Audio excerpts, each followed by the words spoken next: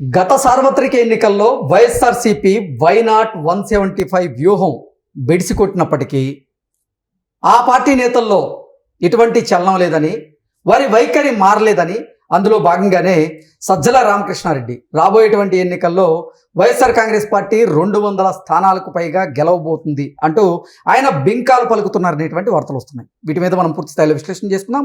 ప్రస్తుతం మనతో పాటున్నారు ప్రముఖ రాజకీయ విశ్లేషకులు, ప్రముఖ సీనియర్ జర్నలిస్ట్ దుర్గావడ్లమణి గారు. వారితో మాట్లాడదాం.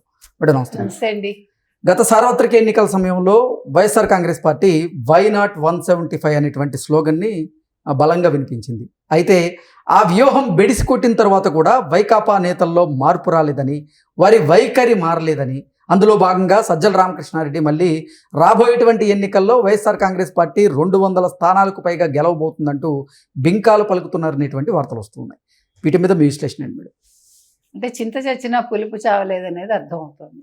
నిన్న జగన్మోహన్ రెడ్డి జన్మదిన వేడుకల్లో భాగంగా తాడేపల్లి వైసీపీ కార్యాలయంలో ఆయన మాట్లాడుతూ ఈ మాటలు అన్నారు.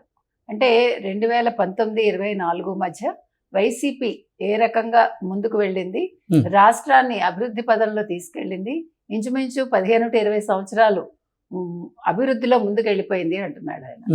సమకాలీన రాజకీయ చరిత్రలో చూసుకుంటే అసలు జగన్మోహన్ రెడ్డిని పొగిడేటప్పుడు తల ఎగరేసుకుని జగన్మోహన్ రెడ్డిని పొగడాలట వైసీపీ వాళ్ళందరూ కూడా. అంటే ఆయన అంత బాగా పరిపాలించాడు, 50 ఏళ్ళు అసలు అభివృద్ధి పదంలో దూసుకెళ్ళిపోయేలాగా చేశాట. అందుకని ఈసారి 30 ఏళ్ళు దృష్టిలో పెట్టుకుని, అంటే 30 ఏళ్ళు రాష్ట్రం. మరి సజ్జల రామకృష్ణారెడ్డి గారి వ్యాఖ్యల పరంగా నిజంగా అద్భుతమైనటువంటి పరిపాలన చేస్తుంటే జగన్మోహన్ రెడ్డికి ఆంధ్రప్రదేశ్ ప్రజలు 11 సీట్లు ఎందుకు ఇస్తారంటారు? అది ఆయన ఆత్మవిమర్శ చేసుకోవాలండి. ఆయనకు తెలుసు, వాస్తవాలు తెలుసు, కానీ ప్రజల ముందు అబద్ధాలు చెప్పడమే కదా వైసీపీ చేసే పని. ఇప్పుడు ప్రజలకి నిజాలు తెలిసాయి కాబట్టి 30 ఏళ్ళు రాష్ట్రాన్ని వెనకబాటుతనంలోకి తీసుకెళ్ళింది వైసీపీ అనేది అర్థమయ్యాక, ఈయన సంక్షేమాలు అంటాడు, బట్టలు నొక్కుతాడు, బట్టలు నొక్కమంటాడు అనేది అర్థమయ్యాక వాళ్ళు 11కి పరిమితం చేశారు. తర్వాత బాధపడి కూడా ఉంటారు, అయ్యా 11 కూడా ఇవ్వాల్సింది కాదని. కాకపోతే ఇవాళ ఏంటంటే సజ్జల రామకృష్ణారెడ్డి మరి వచ్చి మాట్లాడాలి కదా, ఏదో ఒకటి చెప్పుకోవాలి. ఇప్పుడు చూసారా అసలు చాలా విచిత్రంగా ఇక్కడ జగన్మోహన్ రెడ్డి ప్రజల్లోకి వస్తానంటున్నాడు. నిన్న తెలంగాణలో కేసీఆర్ 2 ఏళ్లుగా స్తబ్దుగా ఉన్న కేసీఆర్, ఫామ్ హౌస్ కే పరిమితమైన కేసీఆర్ బయటకు వచ్చి మాట్లాడుతున్నాడు. పైగా చంద్రబాబు నాయుడు మీద పంచులేస్తున్నాడు ఆయన. అంటే ఇక్కడ ఈయనకు కూడా కింద పడ్డా బుద్ధి రాలేదు, ఎవరికి బీఆర్ఎస్ కి, ఇక్కడ వైసీపీకి రాలేదు. కాబట్టి వీళ్ళు అలాగే మాట్లాడతారు. ఆంధ్రప్రదేశ్ లో ప్రస్తుతం ఉన్నది 175 నియోజకవర్గాలు. ఒకవేళ నియోజకవర్గాల పునర్విభజన జరిగితే 50 నియోజకవర్గాలు పెరిగేటువంటి అవకాశం ఉన్నట్లుగా అంచనా వేస్తున్నారు. అంటే 225 నియోజకవర్గాలు అయ్యేటువంటి అవకాశం ఉంటుంది. 225 నియోజకవర్గాల్లో 200 నియోజకవర్గాల్లో మేము గెలుస్తామంటూ సజ్జల రామకృష్ణారెడ్డి ఇప్పుడే బింకాలు పోతున్నారంటే దానికి కారణం ఏంటి? అసలు వారి వ్యూహం ఏంటి? అంటే మీరు గతంలో 175 ఉండగా 151 వచ్చాయి వాళ్ళకి. ఆ 151 రావడానికి కారణాలు మనకు తెలుసు. 1 బాబాయ్ హత్య, 2 చెల్లెలు పాదయాత్ర, తర్వాత సునీత, ఆ తర్వాత నారాసుర రక్త చరిత్ర, ఇవన్నీ కలిసి వచ్చాయి. ఇవన్నిటి మించి తల్లి కూడా రాజన్న బిడ్డగా ఒక్కసారి ఆయన గెలిపించండి అని అడగడం, ఈయన కూడా ఒక్కసారి నన్ను గెలిపించండి అని అడిగాడు. ఇవన్నీ వర్కౌట్ అయ్యాయి.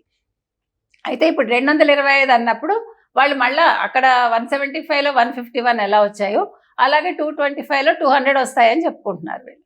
అంటే ఇంకా వీళ్ళు గెలుస్తామనే ఒక భ్రమలో ఉన్నారు. అది అంటే వీళ్ళు ఇప్పుడు మీరు కనుక వాళ్ళ వ్యూహం గమనించారంటే, వాళ్ళు పీపీపీ మోడల్లో మెడికల్ కాలేజెస్ అంశాన్ని ఎప్పుడైతే నిర్మలా సీతారామన్ కూడా ఆవిడ క్లియర్గా చెప్పినా కూడా అర్థం కానట్టు వీళ్ళందరూ కూడా, అంటే కేంద్రం మోదీ ఒప్పుకున్నాక దీని మీద మాట్లాడుతున్నారు, దీని మీద వాళ్ళు ఒక ఉద్యమంలాగా వెళ్తామని చెప్పడం, గవర్నర్కి వాళ్ళు 175 నియోజకవర్గాల నుంచి 1 కోటి సంతకాల సేకరణని 1,04,11,136 సంతకాలు తీసుకుని దాన్ని గవర్నర్కి సమర్పించడం, మళ్ళీ దాని మీద కోర్టుకు వెళ్తామనడం.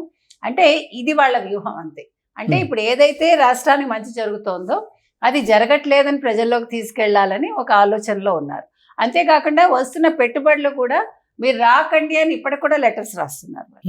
అంటే ఈ వీళ్ళకి ఆంధ్రప్రదేశ్ యువత మీద ప్రేమ లేదు, ఆంధ్రప్రదేశ్ ప్రజల మీద ప్రేమ లేదు. వాళ్ళకు ఉన్నది ఏంటంటే పీఠం కావాలి, ముఖ్యమంత్రి పీఠం అధిరోహించాలి జగన్మోహన్ రెడ్డి.